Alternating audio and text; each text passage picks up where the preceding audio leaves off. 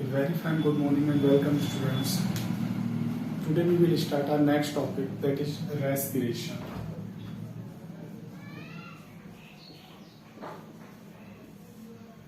Last time we have discussed the topic nutrition, in which we studied the total digestion process in human being. हमने last time जो discuss किया था उसमें ये था कि ह्यूमन में डाइजेशन किस किस तरह से होता है. कंप्लीट एलिमेंट्री कैनाल माउथ के थ्रू फूड एंटर करता है, इसोफेगस, स्टोमक, स्मॉल इंटेस्टाइन में किस तरह से फूड का डाइजेशन किया जाता है. तो फर्स्ट टॉपिक जो हमारा जो चैप्टर है वो लाइफ प्रोसेस. इसमें टोटल 4 पार्ट्स हैं. जो फर्स्ट पार्ट था वो फिनिश कर चुके हैं और आज हम स्टार्ट कर रहे हैं सेकेंड पार्ट, जिसका नाम है रेस्पिरेशन. और रेस्पिरेशन को सबसे पहले इसकी डिफाइन क्या करेंगे हम. तो इसकी जो डेफिनेशन बनती है आपकी वो पहले ये बनती है, जो आपने फूड मटेरियल खाया था, हमने जो लास्ट टाइम पढ़ा है कि फूड का डाइजेशन जो हुआ, अब वो जब डाइजेस्ट हुआ तो वो किसकी फॉर्म में डाइजेस्ट हुआ, ग्लूकोज की फॉर्म में. और ग्लूकोज क्या है, एनर्जी का रिच सोर्स है. तो वो जो ग्लूकोज बना वो एटीपी की फॉर्म में एनर्जी रिलीज करता है, उसी को कहते हैं रेस्पिरेशन. रेस्पिरेशन का मीन्स ये नहीं है सिंपल ऑक्सीजन गई और CO2 बाहर आई. इसके अलावा ऑक्सीजन CO2 के अलावा भी फूड का जो ऑक्सीडेशन होता है, डाइजेशन जो होता है, उसके थ्रू जो एनर्जी रिलीज होती है उसको कहते हैं रेस्पिरेशन. तो डाइजेशन ऑफ फूड मटेरियल या oxidation of food material by which the energy is released in the form of ATP in mitochondria and chloroplast in plants. और ये एटीपी जनरेट होते हैं जनरली माइटोकॉन्ड्रिया में, जिसे पावर हाउस कहा जाता है. इसी को कहते हैं रेस्पिरेशन. और इसी से मिलती हुई एक टर्म आती है आपकी ब्रीदिंग. अब ये ब्रीदिंग क्या है, तो ब्रीदिंग का मतलब सिंपली ये है कि inhalation of oxygen and exhalation of CO2. यानी सिंपली हमने ऑक्सीजन एंटर की और CO2 को हमने एक्सक्रीट आउट किया है बॉडी से, उसको हम कहते हैं ब्रीदिंग. लेकिन यहाँ पे क्या है, यहाँ पे फूड मटेरियल का ब्रेक डाउन होके एनर्जी की फॉर्म में एंड एटीपी की फॉर्म में जो एनर्जी रिलीज हो रही है उसको कहते हैं रेस्पिरेशन. ये एक बायोकेमिकल फिनोमेना और ये एक फिजिकल फिनोमेना. ये डिफरेंस आपको पता होना चाहिए. फिर सुन लीजिए, ब्रीदिंग का मतलब सिंपली आपने ऑक्सीजन एंटर की, inhalation of oxygen and exhalation of CO2, या इंस्पिरेशन ऑफ ऑक्सीजन या एक्सपिरेशन ऑफ CO2. और यहाँ पर break down of food material in the form of energy. Energy की फॉर्म में जो फूड है आपका, जो ग्लूकोज था, वो क्या हुआ, ब्रेक डाउन हुआ. और कितने जनरेट होंगे एटीपी, ये हम पढ़ेंगे अब आगे की किस तरह से एनर्जी. अब इसके बाद आता है कि टाइप्स ऑफ रेस्पिरेशन. और इसमें से एक क्वेश्चन आपका 100% बोर्ड में पूछा जाता है कि रेस्पिरेशन कितने टाइप का होता है. तो आज हमें इसी को डिस्कस करना है कि रेस्पिरेशन कितने टाइप्स में डिवाइडेड है. तो जो रेस्पिरेशन है इसको मैं फ्लो चार्ट से बता रहा हूं यहाँ पर. तो रेस्पिरेशन जनरली जो होता है वो 3 टाइप्स का होता है. तो पहला होता है आपका एरोबिक, दूसरा होता है आपका एनएरोबिक, और जो तीसरा होता है आपका वो होता है पार्शियल.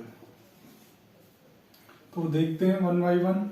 तो अभी हमने बात की थी, तो डेफिनेशन की अगर बात करें तो सिंपल डेफिनेशन है, एरोबिक का मतलब है ऑक्सीजन की प्रेजेंस में रेस्पिरेशन हो तो क्या होगा, एरोबिक. ऑक्सीजन की एब्सेंस में फूड मटेरियल ब्रेक डाउन हो तो होगा एनाएरोबिक रेस्पिरेशन.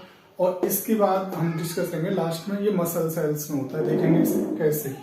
तो देखते हैं. तो हमारा जो फूड मटेरियल था आपका, वो था आपका ग्लूकोज, जिसका फॉर्मूला होता है आपका C6H12O6. ये आपका है ग्लूकोज, ये प्रेजेंट है एनर्जी की फॉर्म में. अब ग्लूकोज जो होता है ये आपका जाएगा एरोबिक में, मान लेंगे ये हमारा जाएगा यहाँ. तो सिंपली पहले एक कॉमन प्रोडक्ट बनाता है ग्लूकोज, उसे देखते हैं. जो कॉमन प्रोडक्ट बनता है तीनों में वो होता है आपका पाइरुविक एसिड. मैं एक एक से ले रहा हूं. चलो पहले ले रहा हूं मैं एरोबिक. तो एरोबिक में ग्लूकोज ब्रेक डाउन हो जाएगा पाइरुविक एसिड में. पाइरुविक एसिड जो होता है, अगर ये ऑक्सीजन की प्रेजेंस में है, इन प्रेजेंस ऑफ ऑक्सीजन, तो ये पाइरुविक एसिड ब्रेक डाउन हो जाएगा आपका किसमें, 6CO2 plus 6H2O plus 38 ATP. One of the most important question. जब एक ग्लूकोज ब्रेक डाउन होता है, यानी एक ग्लूकोज में इतनी एनर्जी होती है 38 ATP के बराबर, 38 ATP. ATP क्या है, एडिनोसिन ट्राइफॉस्फेट, जो हमने खाना खाया वो ग्लूकोज की फॉर्म में, और ग्लूकोज टूटता है एटीपी की फॉर्म में। ये एनर्जी रिलीज होती है जो हमें वर्क करने की कैपेसिटी देती है। इस तरह से होता है एरोबिक। फिर समझ लीजिए, इन तीन में से कोई एक जरूर आता है, वेरी इंपॉर्टेंट क्वेश्चन है ये, तो इसको पूरे ध्यान से समझ लेना। हम पढ़ रहे हैं रेस्पिरेशन। रेस्पिरेशन जो होता है आपकी बायोकेमिकल फिनोमिना है, जिसमें कि फूड ब्रेक डाउन होता है, और तीन तरह से होता है, एरोबिक, एनाएरोबिक, पार्शियल। तो पहला पढ़ रहे हैं हम एरोबिक। एरोबिक में आपका जो प्रोडक्ट है फूड, ये ग्लूकोज है। ग्लूकोज ब्रेक डाउन हुआ आपका पायरुविक एसिड में। अगर ऑक्सीजन की प्रेजेंस में कंप्लीट ब्रेक डाउन जब ग्लूकोज होगा तो ये 6 CO2 जिसे हम बाहर निकाल देते हैं, 6 वाटर के मॉलिक्यूल ड्रॉपलेट्स की फॉर्म में बाहर निकलते हैं, और 38 ATP रिलीज होते हैं, यानी 38 ATP भी निकलते हैं जब एक ग्लूकोज हमारा ब्रेक डाउन होता है। अब देखते हैं हम सेकंड एनाएरोबिक। ये हो गया आपका फर्स्ट एरोबिक, सेकंड आता है आपका एनाएरोबिक। और अक्सर ज्यादातर यही पूछा गया है, एनाएरोबिक रेस्पिरेशन। देखते हैं इसको, एनाएरोबिक को। ऑक्सीजन की एब्सेंस में हो रहा है फूड मटेरियल ब्रेकडाउन, तो ये हमारे अंदर तो होगा नहीं। हाँ, इसमें मैं एक इंपॉर्टेंट चीज और बता देता हूँ तुम्हें, ये किस किस जगह पर होते हैं अभी मैंने बता दिया है। वैसे ये तो होता है माइटोकॉन्ड्रिया में, ग्लूकोज टू पायरुविक एटीपी की फॉर्म में जनरेट, वहीं पर ये सिंपली सॉरी यहाँ पर ये तो होता है आपका साइटोप्लाज्म में, और ये होता है आपका माइटोकॉन्ड्रिया में, क्योंकि एटीपी अभी मैंने बताया था ये बनते हैं आपके माइटोकॉन्ड्रिया में। ये कॉमन रहेगा तीनों में, यहां से यहां तक, चाहे वो एरोबिक हो, चाहे वो एनाएरोबिक हो, चाहे पार्शियल हो, यहां से ग्लूकोज टू पायरुविक कॉमन रहेगा। ऑक्सीजन की प्रेजेंस, एब्सेंस और पार्शियल वो यहां से आगे आएगा। तो ये हो गया ऑक्सीजन की प्रेजेंस में। अब देखते हैं ऑक्सीजन की, यहीं से मैं ले लेता हूँ। पायरुविक एसिड अगर एब्सेंस में जाएगा ऑक्सीजन की, तो ये मान लेंगे हम पार्शियल। तो एक ही फ्लो चार्ट से मैं सबको बता रहा हूँ, चाहता तो मैं एक एक करके बनाता, लेकिन यहां से यहाँ तक ये कॉमन है। तो ग्लूकोज से पायरुविक एसिड साइटोप्लाज्म में, और in presence of mitochondria 6 CO2, 6 H2 और 38 ATP जनरेट होते हैं आपके। अब देखते हैं नेक्स्ट। तो यहाँ पे ऑक्सीजन की एब्सेंस में अगर ये गया, एब्सेंस ऑफ ऑक्सीजन में अगर ये जाएगा, जिसका एक नाम और हम देते हैं फर्मेंटेशन में भी बताना। और ये कहां पर होगा, जैसे ये माइटोकॉन्ड्रिया में हुआ है तो ये आपका होता है in the presence of yeast cell. ये आपका हो गया ईस्ट सेल। ईस्ट क्या होता है, ईस्ट एक फंगस है, यूनिसेल्यूलर एक्सेप्शन है, क्योंकि जितने भी यूकैरियोट्स होते हैं वो कैसे होते हैं, मल्टीसेल्यूलर होते हैं, लेकिन ईस्ट क्या है, यूकैरियोट्स है लेकिन यूनिसेल्यूलर है। इस पर सबसे ज्यादा रिसर्च करते हैं साइंटिस्ट, इसीलिए क्योंकि इसकी स्टडी बहुत आसान है। तो यहाँ पर एब्सेंस ऑफ ऑक्सीजन में अगर होगा ये, तो ईस्ट सेल जब हम डालते हैं ग्लूकोज में, पायरुविक एसिड में, या किसी भी अदर प्रोडक्ट में, तो फर्मेंटेशन प्रोसेस होती है, जिससे आपने सुना होगा जितने भी बियर वाइन के जो प्रोडक्ट्स हैं वो सब इसी प्रोसेस से बनते हैं, absence of oxygen yeast cell की प्रेजेंस में, जिसको हम कहते हैं फर्मेंटेशन। तो यहाँ पर जो प्रोडक्ट बनेगा आपका, वो बनेगा आपका 2C2H5OH, जिसका नाम होता है एल्कोहल, या इसका अगर IUPAC की बात करें तो इसका नाम होता है आपका इथेनॉल। ये हो गया इथेनॉल। अब यहाँ जो प्रोडक्ट बनेगा वो होगा आपका 2CO2 + 2H2O। ये बना, और इसके अलावा बहुत स्मॉल अमाउंट में CO2 और वाटर मॉलिक्यूल जनरेट होते हैं। और फर्मेंटेशन को एक डिफाइन कर लेते हैं, क्योंकि पूछा जा सकता है। अब फर्मेंटेशन की डेफिनेशन आप सुनिए ध्यान से।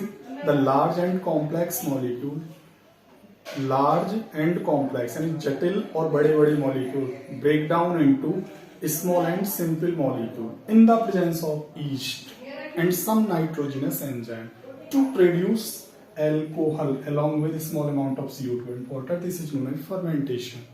फिर सुन लीजिए, बड़े बड़े कॉम्प्लेक्स मॉलिक्यूल, स्मॉल मॉलिक्यूल, किसके कॉम्प्लेक्स मॉलिक्यूल, इसी पायरुविक एसिड के। अब चाहे वो पायरुविक एसिड चाहे गन्ने के रस से बना है, चाहे वो एप्पल का हो, वो अलग अलग हो जाएगा, लेकिन डालेंगे हम उसमें ईस्ट और नाइट्रोजनस कुछ एक एंजाइम्स, जिसके थ्रू जब फर्मेंटेशन यानी ऑक्सीजन की एब्सेंस में जब हम उसे रख देंगे, तब क्या प्रोडक्ट वो फर्मेंट का मतलब धीरे धीरे कॉम्प्लेक्स मॉलिक्यूल ब्रेक डाउन होंगे, ईस्ट उनको ब्रेक डाउन करेगा एंजाइम प्रोड्यूस करके, और जब वो ब्रेक डाउन होंगे तो एल्कोहल, CO2 और वाटर मॉलिक्यूल प्रोड्यूस होंगे। ये हो गया आपका कौन सा, दूसरा एनाएरोबिक रेस्पिरेशन। और अब आता है आपका लास्ट थर्ड पार्शियल। अब जो ये होगा एरोबिक, ये होगा एनारोबिक, यहाँ पर ये हो गया आपका पार्शियल। मैंने कहा था यहाँ से यहाँ तक कॉमन है साइटोप्लाज्म में। ये होता है माइटोकॉन्ड्रिया में, ये ईस्ट सेल में, और ये पार्शियल ये होता है आपका मसल सेल में। इन सबको याद रखना 1 मार्क्स के लिए। मसल सेल्स कैसे होता है देखो, इसको मैं थोड़ा सा एक स्टोरी की तरह एक्सप्लेन करके बता देता हूँ तुम्हें। जब हम एक्सरसाइज करते हैं तो धीरे धीरे क्या होता है, हमें टायर्डनेस, थकान होने लगती है। और ज्यादा करते हैं तो और ज्यादा थकान होने लगती है। तो हमारी जो मसल्स हैं ना, वो ये जो मसल्स में पायरुविक एसिड है, ये ऑक्सीजन की प्रेजेंस में बना, ये पायरुविक एसिड धीरे धीरे घटने लगता है। और जब ये घटने लगता है तो ऑक्सीजन कम होती है, और ऑक्सीजन कम होती है तो ये चेंज हो जाता है लैक्टिक एसिड में, लैक्टिक एसिड। और यहाँ एनर्जी निकलती है वह बहुत कम, 2 ATP, यानी ऑक्सीजन की बहुत कम प्रेजेंस रह जाती है मसल सेल्स में, और यहाँ पर प्रोडक्ट बनने लगता है लैक्टिक एसिड। बहुत ज्यादा थकान होती है तो पायरुविक एसिड टोटली चेंज हो जाता है लैक्टिक एसिड में। फिर हमें क्या करते हैं, रेस्ट करते हैं, आराम करते हैं। इसीलिए जब सुबह सुबह उठते हैं तो वो लैक्टिक एसिड कंप्लीटली डिजोल्व हो जाता है, घुल जाता है ऑक्सीजन की प्रेजेंस में, और फिर से लैक्टिक एसिड इसमें पायरुविक एसिड में चेंज हो जाता है। इसलिए हम रिफ्रेश महसूस करते हैं। जितना ज्यादा मसल्स में पायरुविक एसिड होता है उतना ही हम रिफ्रेश अपने को फील करते हैं। इस तरह से आज हमने जो डिस्कस किया वो 3 रेस्पिरेशन है, बहुत अच्छा क्वेश्चन है और आने लायक है। एक ही फ्लो चार्ट से मैंने डिस्कस किया है। अगर अलग अलग पूछे तो अलग अलग बनाना है आपको। जैसे एरोबिक पूछे तो यहाँ से यहाँ तक कोई कॉमन है, फिर आपको यहाँ से एक दिखाना है, फिर ये 2 नहीं लिखना। अगर एरोबिक पूछता है तो एनारोबिक पूछे तो उसको फर्मेंटेशन भी कहते हैं, इस नाम से भी आ सकता है। उसमें जो प्रोडक्ट है वो इथेनॉल बनता है आपका, अल्कोहल ये। और जो थर्ड है पार्शियल, ये होता है आपकी मसल सेल्स में। जब एक्सरसाइज करते हैं तो पायरुविक एसिड चेंज हो जाता है लैक्टिक एसिड में, और फिर आप रेस्ट करते हैं तो फिर से वो पायरुविक एसिड में चेंज हो जाता है, इसलिए रिफ्रेश। तो यहाँ पर लेस ऑक्सीजन है, यानी ऑक्सीजन की बहुत कम प्रेजेंस है, इसलिए यहाँ पे ATP का जनरेशन भी बहुत कम है। तो एरोबिक जो हमारे अंदर होता है वो ये होता है एरोबिक माइटोकॉन्ड्रिया में, जिसमें 38 ATP एक ग्लूकोज से जनरेट होते हैं। आप एक बार इसका स्क्रीनशॉट ले सकते हैं और वीडियो को एक बार और देख सकते हैं, समझ में नहीं आया हो तो। और चैनल को सब्सक्राइब कर लेना, मेरी नेक्स्ट वीडियो आपको मिलती रहेगी। तो आज के लिए इतना ही, फिर हम नेक्स्ट टाइम पर बात करेंगे इसके बाद कि ह्यूमन या प्लांट्स में रेस्पिरेशन किस तरह होता है। तो थैंक्स फॉर